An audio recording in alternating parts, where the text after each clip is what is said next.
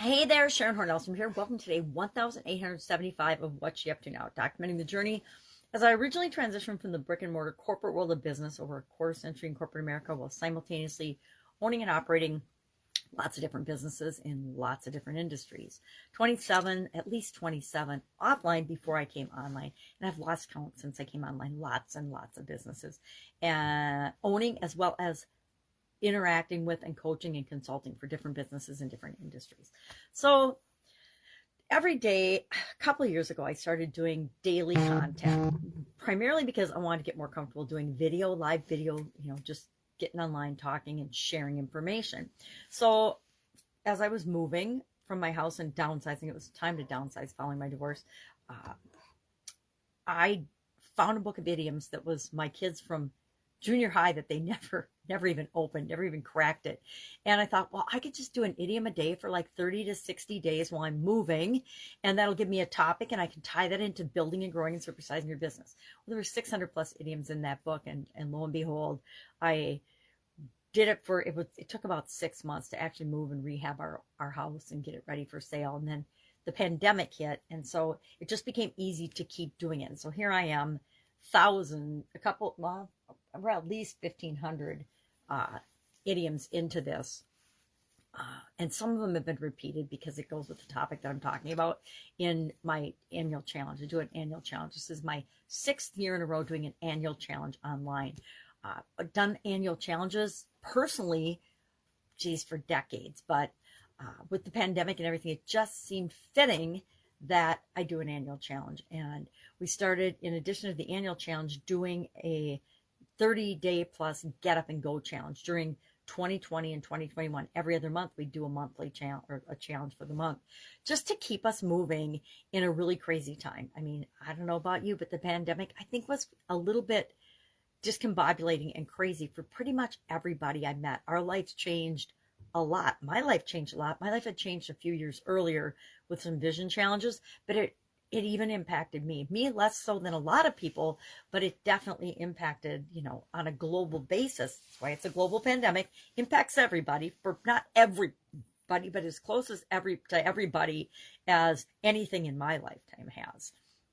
So today, our idiom for supersize your business, I help people to grow and build and supersize their business. And it's different for a lot of my clients. I have a process I use like everyone else. This is the process I use step by step to build and grow and supersize my businesses. And that's what I teach to other people. But our idiom today for that group was: a journey of 1,000 miles begins with a single step.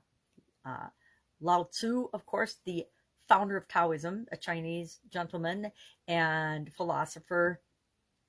This proverb, it's a Chinese proverb that he is accredited with creating. Slightly different wording, but means the same thing. Basically, you need to get started and start small, but do something, take some action in order to create anything that you want or anything that's meaningful in our lives. So we talked about that a little bit.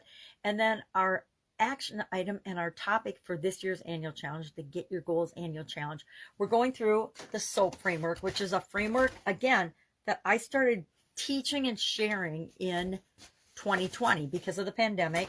I'm like, okay, what is the process I use for dealing with changes and challenges?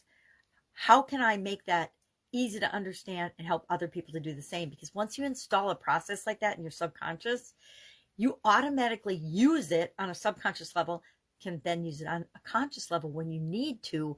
But a lot of the things that would trip us up or take longer to think about, we just let our subconscious run that little SOAP framework and come up with the best possible solution for us at the time, without us necessarily having to think about all the little decisions and choices and possibilities and things we need to analyze and make, right? So today we're on the P. We're focusing on mental well-being this month, the month of March. I have a 9-part life framework that I use and I teach people and share. And it's, physical, mental, emotional, spiritual, financial, relationships, contribution, confidence, and communication. Because I think those are all foundational areas to becoming the kind of person I want to be.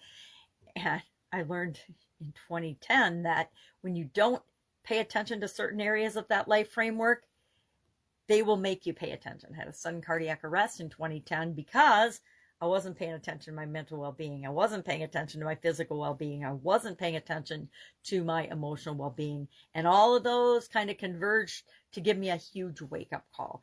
And I hate to say that happens, but it pretty much happens to all of us. The universe will send us events and messages and things to get our attention. And if we don't pay attention, the messages get louder and louder and louder, and more consequences more severe of us not paying attention, not listening.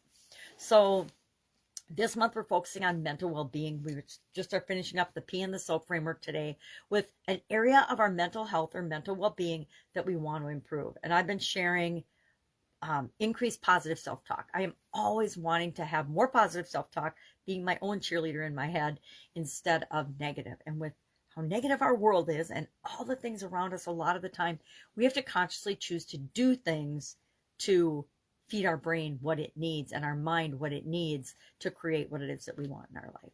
I have so many examples of that in my personal experience, as well as people that I interact with and people close to me. We get what we think about, whether we believe it or not. We get what we think about, whether we want it or not. You know, a lot of times we think we're thinking about what we want, but we're really focusing on and paying more attention to what we don't want. And then we wonder why what we don't want keeps showing up in our life. And it's, you know, one of the most powerful things we can do is impact our thinking in a way that serves us instead of a way that detracts from us. So that's it. If I can help you in any way, hit me up today. Otherwise, I will be with you tomorrow. I'm getting ready for a trip at the end of the week. We're leaving Friday morning bright and early. So I need to pack. I need to plan my content. I need to do a whole bunch of things to prepare for that trip. But I'm here if you need me, so just ask.